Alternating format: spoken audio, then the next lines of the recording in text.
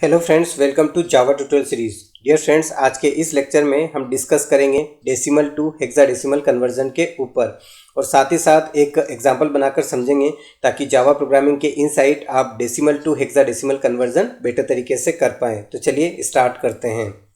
Decimal to hexadecimal conversion एक ऐसा process होता है जिसमें डेसिमल वैल्यू को हेक्साडेसिमल वैल्यू में कन्वर्ट किया जाता है।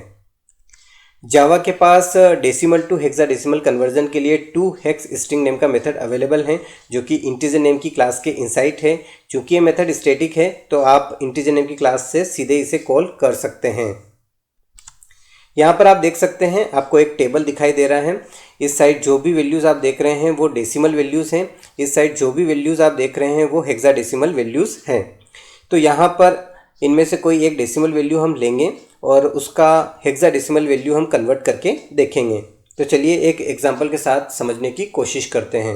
यहाँ पर आप देख सकते हैं 14 एक डेसिमल वैल्यू है और हम इसका हेक्साडेसिमल वैल्यू कन्वर्ट करना चाहते हैं। तो एक बार हम टेबल में देखते हैं और पता करते हैं कि जो 14 है उसका हेक्साडेसिमल वैल्यू क्या है। तो यहाँ पर आप देख सकते हैं, यहाँ पर है 14 और इसका हेक्साडेसिमल वैल्यू है ई। तो यहाँ पर मैं लिख देता हूँ ई।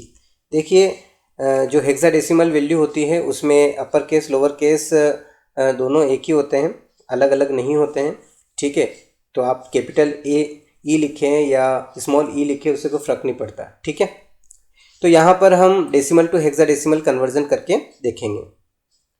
तो इसके लिए अभी मैंने आपको बताया कि जावा के पास 2 हेक्स स्ट्रिंग नेम का मेथड अवेलेबल है जो कि इंटीजर नेम की क्लास के इनसाइट होता है। ये मेथड स्टैटिक होता है तो सीधे ही हम इंटीजर नेम की क्लास से इसे कॉल कर सकते हैं।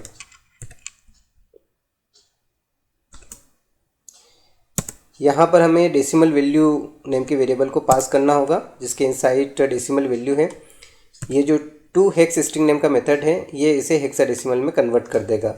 तो हम एक अदर वेरिएबल लेंगे y जिसका टाइप हम रखेंगे स्ट्रिंग और इस वैल्यू को उसके इनसाइड असाइन कर देंगे। अब प्रिंट करवाने के लिए हम यहाँ पर system.out.println स्टेटमेंट यूज़ करेंगे और यहाँ पर इस y नेम के वेरिएबल को पास कर देंगे। चलिए हम रन करके चेक करके देखते हैं।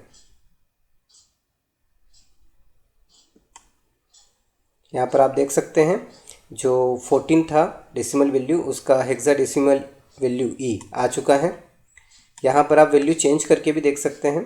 यहाँ पर मैं वैल्यू चेंज करके 11 कर देता हूँ और एक बार और टेबल में देखते हैं। यहाँ पर आप देख सकते हैं जो डेसिमल वैल्यू है 11 उसका हेक्साडेसिमल वैल्यू होता है बी। तो चलिए रन करके चेक करके देखते हैं।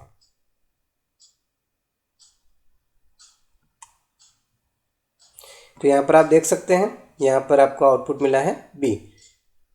तो डियर फ्रेंड्स, आज के इस लेक्चर में हमने डिस्कस किया डेसिमल टू हेक्साडेसिमल कन्वर्जन के ऊपर। आई होप कि आपको लेक्चर बहुत अच्छे से समझ में आया होगा। मिलते हैं नेक्स्ट लेक्चर में, तब तक के लिए बाय बाय।